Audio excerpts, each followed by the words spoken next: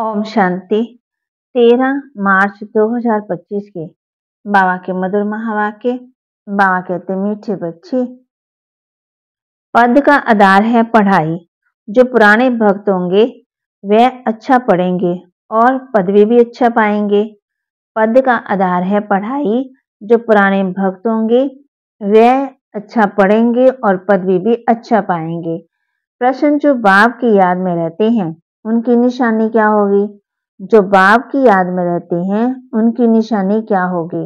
उत्तर, याद में रहने वालों में अच्छे गुण होंगे, वह पवित्र होते जाएंगे, रॉयल्टी आती जाएगी, आपस में मीठा होकर रहेंगे, दूसरों को ना देख स्वयं को देखेंगे। उनकी बुद्धि में रहता है जो करेगा वह पाएगा। ओम शांति। बच्चों को समझाया गया है कि ये भारत का जो आदि सनातन देवी देवता धर्म है उसका शास्त्र है गीता। ये गीता किसने गाई ये कोई नहीं जानते, ये ज्ञान की बातें। बाकी ये होली आदि कोई अपना त्योहार है ही नहीं, ये सब है भक्ति मार्ग के त्योहार हैं। तो सिर्फ एक त्रिमूर्ति शिव जयंती, बस सिर्फ शिव जयंती कभी भी नहीं कहना चाहिए। त्रिमूर्ति अक्षर ना डालने से मनुष्य समझेंगे नहीं। जैसे त्रिमूर्ति का चित्र नीचे लिखत हो तो दैवी स्वराज्य आपका जन्म सिद्ध अधिकार है। शिव भगवान बाप भी है ना, जरूर आते हैं स्वर्ग का मालिक बनाते हैं। स्वर्ग के मालिक बने ही हैं राजयोग से। राजयोग सीखने से अंदर चित्रों में बहुत ज्ञान है। चित्र ऐसे बनाने हैं जो मनुष्य देखने से वंडर खाए। वह भी जिन्होंने बहुत भक्ति की होगी वही बहुत अच्छी रीति ज्ञान उठाएंगे। कम भक्ति करने वाले ज्ञान भी कम उठाएंगे तो पदवी भी कम पाएंगे। दास दासियों में भी नंबरवार होते हैं। सारा मदार है पढ़ाई पर। तुम्हारे में भी बहुत थोड़े हैं जो अच्छी रीति युक्ति से बात कर सकते हैं। अच्छे बच्चों की एक्टिविटी भी अच्छी होगी, गुण भी सुंदर होने चाहिए। जितना बाप की याद में रहेंगे तो पवित्र होते जाएंगे और रॉयल्टी भी आती जाएगी। कहाँ कहाँ तो शूद्रों की चलन बड़ी अच्छी होती है और यहाँ ब्राह्मण बच्चों की चलन ऐसी है बात मत पूछो। इसलिए वे लोग भी कहते हैं क्या इनको ईश्वर पढ़ाते हैं? तो बच्चों की ऐसी चलन नहीं होनी चाहिए। बहुत मीठा होकर चलना है। जो करेंगे सो पाएंगे, नहीं करेंगे तो नहीं पाएंगे। बाप तो अच्छी रीति समझाते रहते हैं। पहले पहले तो बेहद के बाप का परिचय देते रहो। त्रिमूर्ति का चित्र तो बड़ा अच्छा है। स्वर्ग और नरक भी दोनों तरफ है, गोले में भी क्लियर है। कोई भी धर्म वाले को इस गोले पर व झाड़ पर तुम समझा सकते हो। इस हिसाब से तुम स्वर्ग नई दुनिया में आ ही नहीं सकेंगे। फिर जो सबसे ऊंच धर्म था, सबसे शाहूकार थे, वही सबसे गरीब बने।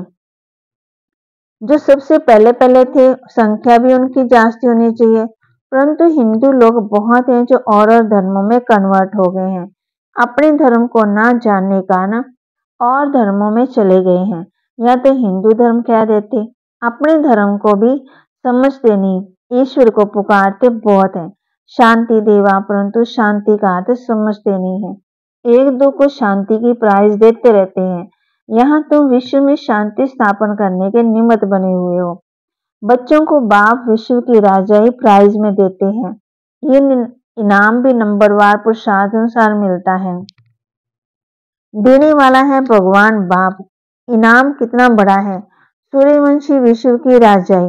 अभी तुम बच्चों की बुद्धि में सारे वर्ल्ड की हिस्ट्री, ज्योग्राफी, पूर्ण आदि सब है। विश्व की राजाई लेनी है तो कुछ तो मेहनत करनी पड़ेगी। बाप समझाते हैं बच्चे,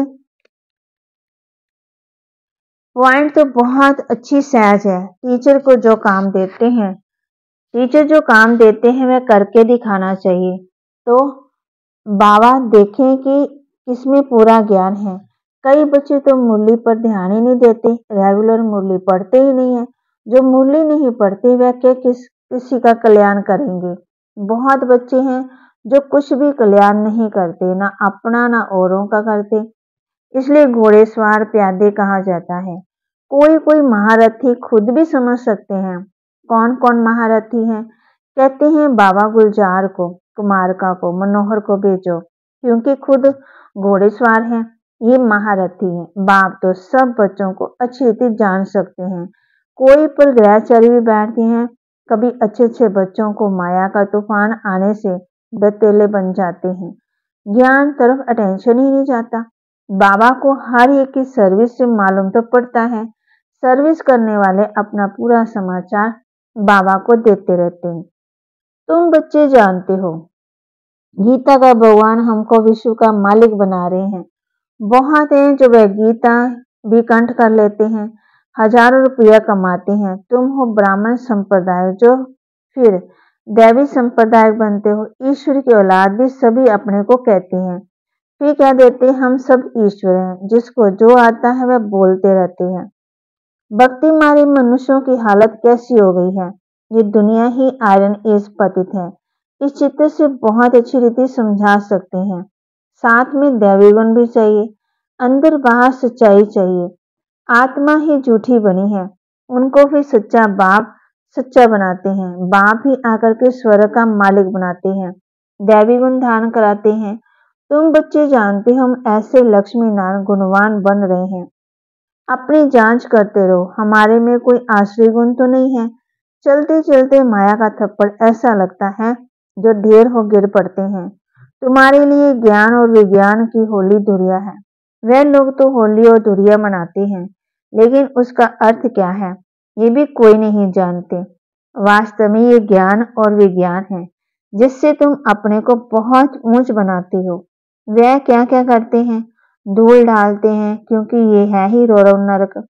नई दुनिया की स्थापना और पुरानी दुनिया के विनाश का कर्तव्य चल रहा है। तुम ईश्वरीय संतान को भी माया एकदम गुस्सा ऐसे लगा देती है जो जोर से दुम्बन में गिर पड़ते हैं। फिर उससे निकलना बड़ा मुश्किल होता है। इसमें फिर आशीर्वाद आदि की कोई बात नहीं रहती। फिर इस तरफ मुश्किल चढ़ सकते हैं। इसलिए बड़ी खबरदारी चाहिए। माया के वार से बचने के लिए कभी दिव्य मान में मत फंसो। सदा खबरदार, सब भाई बहन हैं। बाबा ने जो सिखाया है वही बहनें सिखाती हैं। बलिहारी बाप की है, ना कि बहनों की। ब्रह्मा की भी बलिहारी नहीं, ये भी पुरुषार्थ से सीखे हैं। पुरुषार्थ अच्छा किया, गोया अपना कल्याण किया। हमको भी सिखाते हैं तो हम अपना कल्याण करें। आज होली है, अब होली का ज्ञान भी सुनाते रहते। ज्ञान और विज्ञान, पढ़ाई को नॉलेज कहा जाता है। विज्ञान क्या चीज है किसी को पता ही नहीं। विज्ञान है ज्ञान से भी परे। ज्ञान तुमको यहाँ मिलता है जिससे तुम प्रारब्ध पाते हो। बाकी वह है शांति धाम। यहाँ पाठ बजाए थक जाते हैं, फिर शांति में जाना चाहते हैं। अभी तुम्हारी बुद्धि में ये चक्कर का ज्ञान है। अभी हम स्वर्ग में जाएंगे, फिर 84 जन्म लेते नरक में आएंगे, फिर वही हालत होगी। ये चलता ही रहेगा, इसमें कोई छूट नहीं सकते हैं। कोई कहते हैं ये ड्रामा बना है क्यों। अरे ये तो नई दुनिया और पुरानी दुनिया का खेल है, अनादि बना हुआ है। झाड़ पर समझाना बहुत अच्छा है। सबसे पहली मुख्य बात है बाप को याद करो तो पावन बन जाएंगे। आगे चल मालूम पड़ता जाएगा कौन कौन इस कुल के हैं जो और धर्मों में कन्वर्ट हो गए हैं। वह भी निकलते जाएंगे। जब सभी आएंगे तो मनुष्य वंडर खाएंगे। सबको यही कहना है कि देह विमान को छोड़ देही विमानी बनो। तुम्हारे लिए पढ़ाई ही बड़ा त्योहार है जिससे तुम्हारी कितनी कमाई होती है। वह लोग तो इस त्योहार को मनाने के लिए कितने पैसे आदि बर्बाद करते, कितना झगड़ा आदि होता। पंचायती राज्य में कितने झगड़े ही झगड़े हैं। किसी को रिश्वत देकर भी मरवाने की कोशिश करते। ऐसे बहुत मिसाल होते हैं। बच्चे जानते हैं सतयुग में कोई भी उपद्रव होता नहीं है। राम राज्य में बहुत उपद्रव है। अब भी तो तमो प्रधान है, एक दो से मत ना मिलने के कारण कितना झगड़ा है। इसलिए बाप समझाते रहते हैं इस पुरानी दुनिया को भूल अकेले बन जाओ। घर को याद करो, अपने सुख धाम को याद करो। किससे जास्ती बात बिना करो, नहीं तो नुकसान हो जाता। बहुत मीठा शांत प्यार से बोलना है। अच्छा, जास्ती ना बोलना अच्छा है ना। बाप कहते हैं शांति में रहना सबसे अच्छा गुण है। बहुत मीठा प्यार से बोलना अच्छा है ना। तुम बच्चे तो शांति से विजय पाते हो, सिवाय एक बाप के और कोई से प्रीत नहीं लगानी है। जितना बाप से प्रॉपर्टी लेनी है चाहे उतना ले लो, नहीं तो लौकिक बाप से प्रॉपर्टी पर कितना झगड़ा हो पड़ता। इसमें कोई खिटपिट नहीं, जितना चाहे उतना अपनी पढ़ाई से ले सकते हैं। अच्छा, मीठे मीठे सिकिलदे बच्चों प्रति माता पिता बाप दादा का याद प्यार और गुड मॉर्निंग। रूहानी बच्चों की रूहानी बाप की रूहानी बच्चों को नमस्ते। रूहानी बच्चों की रूहानी बाप दादा को दिलवा जान सिकवा प्रेम से नमस्ते। धारणा के लिए मुख्य सार, सच्चा बाप सच्चा बनाने आए हैं, इसलिए सच्चाई से चलना है, अपनी जांच करनी है। हमारे में कोई आश्रय गुण तो नहीं है, हम जास्ती बात तो नहीं करते। बहुत मीठापन शांति और प्यार से बात करनी है। मुरली पर पूरा ध्यान देना है, रोज मुरली पढ़नी है, अपना और औरों का कल्याण करना है। टीचर जो काम देते हैं वह करके दिखाना है। वरदान, होली शब्द के अर्थ को जीवन में लाकर वरदान की स्पीड को तेज करने वाले तीव्र पुरुषार्थी भव। होली शब्द के अर्थ को जीवन में लाकर पुरुषार्थ की स्पीड को तेज करने वाले तीव्र पुरुषार्थी भव। होली अर्थात जो बात हो गई बीत गई उसको बिल्कुल खत्म कर देना, बीती को बीती कर आगे बढ़ना, यही है होली मनाना। बीती हुई बात ऐसे महसूस हो जैसे बहुत पुरानी कोई जन्म की बात है। जब ऐसी स्थिति हो जाती तब पुरुषार्थ की स्पीड तेज होती है। तो अपनी व दूसरों की बीती हुई बातों को कभी भी चिंतन में नहीं लाना, चित्त पर नहीं रखना और वर्णन भी कभी नहीं करना, तभी तीव्र पुरुषार्थी बन सकेंगे। स्लोगन, स्नेह की सहज याद। स्नेह ही सहज याद का साधन है, इसलिए सदा स्नेही रहना और स्नेही बनाना। स्नेह ही सहज याद का साधन है, इसलिए सदा स्नेही रहना और स्नेही बनाना। जगदम्बा सरस्वती जी के महावाक्य। गुप्त बंधेली गोपिका का गायन है। गीत, बिन देखे प्यार करूं घर बैठे याद करूं। बिन देखे प्यार करूं घर बैठे याद करूं। अब ये गीत कोई बंधेली मस्त गोपिका गाया हुआ है। यह है कलप कलप वाला विचित्र खेल। बिना देखे प्यार करते, दुनिया बेचारी क्या जाने। कलप पहले वाला पाठ हुबहू रिपीट हो रहा है। बल उसे गोपी के घर बाहर नहीं छोड़ा, परंतु याद में करम बंधन चुप तो कर रही है। तो ये कितना खुशी में झूम झूम कर मस्ती में गा रही है। तो वास्तव में घर छोड़ने की बात नहीं है, घर बैठे बिन देखे उस मुख से सुख में रह सर्विस करनी है। कौन सी सेवा करनी है? सर्विस, पवित्र बनाने की। तुमको तीसरा नेत्र अब मिला है। आदि से लेकर अंत तक बीज और झाड़ का राज तुम्हारी नजरों में है। तो बलिहारी इस जीवन की है। इस नॉलेज द्वारा 21 जन्मों के लिए सौभाग्य बना रहे हैं।